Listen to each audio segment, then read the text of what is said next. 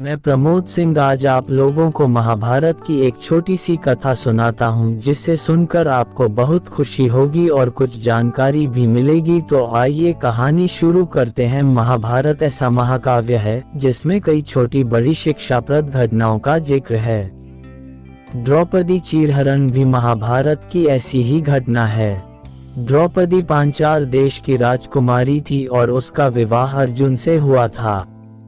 अर्जुन ने द्रौपदी के स्वयंवर में मछली की आंख में निशाना साधकर उससे विवाह किया था, लेकिन माता कुंती के अनजाने में दिए एक आदेश से द्रौपदी पांडवों यानी पांचों भाइयों की पत्नी बन गई। एक बार की बात है जब पांचों भाइयों में सबसे बड़े युधिष्ठिर इंद्रप्रस्थ नगर पर राज कर रहे थे। उस समय हस्तिनापुर का राजकुमार दुर्योधन था और पांचों पांडव उसके चचेरे भाई थे। दुर्योधन कौरवों में सबसे बड़ा था और अपने चचेरे भाइयों यानी पांडवों से जलता था। दुर्योधन सबसे ज्यादा अपने चालाक मामा शकुनी को मानता था। शकुनी ने दुर्योधन को सलाह दी कि वो पांडवों को जुआ खेलने के लिए आमंत्रित करे। पांडवों ने अपने भाई दुर्योधन का निमंत्रण स्वीकार कर लिया। उस सभा में भरत वंश के शासक धृतराष्ट्र, भीष्म पितामह, द्रोणाचार्य और महात्मा विदुर जैसे महान लोग भी उपस्थित थे। शकुनी मामा ने छल कपट से पांडवों को हराना शुरू किया। इस खेल में पांडव अपना राज्य हार गए।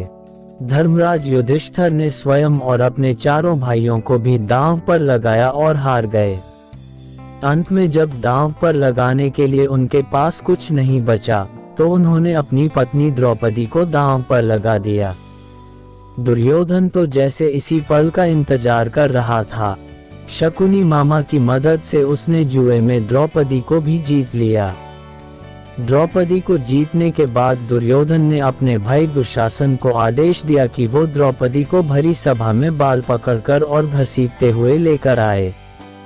भाई से आज्ञा मिलते ही दुशासन द्रौपदी के कक्ष में गया और उसे सभा में चलने को कहा। रानी द्रौपदी बहुत ही स्वाभिमानी और पतिव्रता स्त्री थी, इसलिए उन्होंने दुशासन के साथ चलने से मना कर दिया। दुशासन ने गुस्से में आकर द्रौपदी के बाल पकड़ लिए और उसे खींचते हुए भरी सभा में लाकर खड़ा कर दिया। दुर्योधन ने दुशासन को आज्ञा दी कि वो द्रौपदी को भरी सभा में निर्वस्त्र कर दे। दुशासन ने जैसे ही द्रौपदी के वस्त्र को हाथ लगाया, द्रौपदी ने श्री कृष्ण को मदद के लिए पुकारा। श्री कृष्ण अपने भक्तों को कभी नाराज नहीं करते। कृष्ण ने जब द्रौपदी की करुण पुकार सुनी तो उन्होंने द्रौपदी की साड़ी को बढ़ाना शुरू कर दिया।